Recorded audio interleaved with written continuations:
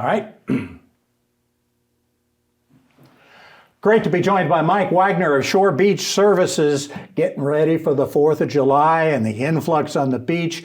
It has been one hot week for your people, even the ones who do get to go into the water, right? Yeah, it's super hot. We've been constantly reminding our lifeguards to hydrate because it's so important. So that's obviously an important message for everybody, but it's been hot. I was going to say, any of you going to the beach, whether you're a lifeguard or not, be doing that. There has been a lot of discussion in the last few weeks over sharks in the waters, off our shores. The water's warm. The sharks are occasionally going to be there.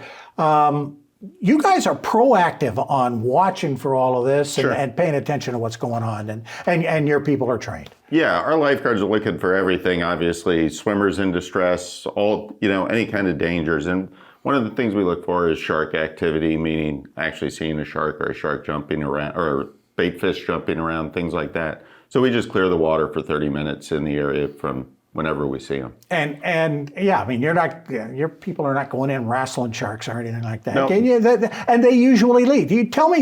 Give me some shark behavior. Well, you study them. Your people kind of watch them. They're not there looking to be aggressive, are they? Not from what we understand. We're mostly looking to, either actually seeing something jump out or sometimes just swimming along or bait fish jumping, things like that is what we're looking for. Yeah, so if you stay out of the areas where there are a lot of fish, that's probably a good idea if you just avoid that to begin with. Yeah, and all our staff that carries radios where we all talk to each other. We'll clear the water in directions where we see things traveling, all that sort of thing. So we try to, we're staying on top of it and being very proactive with that. And again, if you do see them and you're on the beach, let somebody know. You've got lifeguards all up and down the beach, and let somebody know, and they'll go for it. Well, and the other thing we'd always say is every now and then you get somebody that doesn't want to get out of the water because they're like, oh, I'll be fine. And it makes our job more difficult. It makes other people think, oh, maybe I should get in too. It's just, if they could abide by the suggestion to get out with lightning as well. We have that a lot where people don't want to get out for that. Well, we're doing it for everybody's safety. We just had a situation, in fact, in Lake Murray where a number of people were injured during a lightning strike, and being around the water during a thunderstorm is just not a good idea. Right? Not a good idea at all. Not a good idea at all. Go back to common sense. Exactly. Not good. You hear lightning, the thunder water. rumble. You see a lightning flash. You see a dark cloud rolling in. It's a good idea to get things packed up and get off the beach. All right, let's have some fun. Sure. You guys just finished your championships. Yeah, we did our local Hilton Head Lifeguard Championships. All of our staff competes. We break it up into teams to make it a little more interesting. What are the events? So we do what we call just a surf swim, which is 500 yards swim. We do a 2K run, 1.2 miles, which is pretty tough because you got to run it. It's not fast, but it's not long, but you got to run it pretty fast to win. So that one's tough. We do a 100-meter dash. We do an event that combines running and swimming.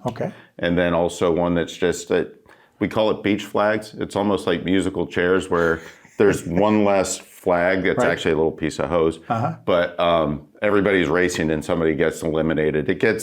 We'll put pictures on Instagram and stuff. People are diving and it's a lot of fun. They love it. That's good stuff. And the winners of this competition are actually going to get to compete at a higher level? Yeah, we'll go up to Nags Head, North Carolina. Wow. We have our South Atlantic Life Saving Association competition. That's guards from Virginia Beach on down to Jacksonville Beach in Florida. So we'll have about 250 people there usually. Wow. Yeah, it's a pretty big stuff. competition. It's fun. A lot of fun. Great stuff. Again, as we head into the 4th of July weekend, you guys are going to be, I'm sure it's all hands on deck. Isn't it big? Because is that the biggest weekend of the summer, or is Labor Day bigger? Usually the 4th of July, really once you get to about mid-June, they're all pretty big. But I would say, probably the single biggest weekend, if the weather's good, is 4th of July. All right. Mike, thanks again for stopping by. Appreciate it. Some good thoughts for folks to be thinking as you head to the beaches this, not just holiday weekend, but all of July and into August and beyond. Mike Wagner of Shore Beach Services. We'll be back with more right after this.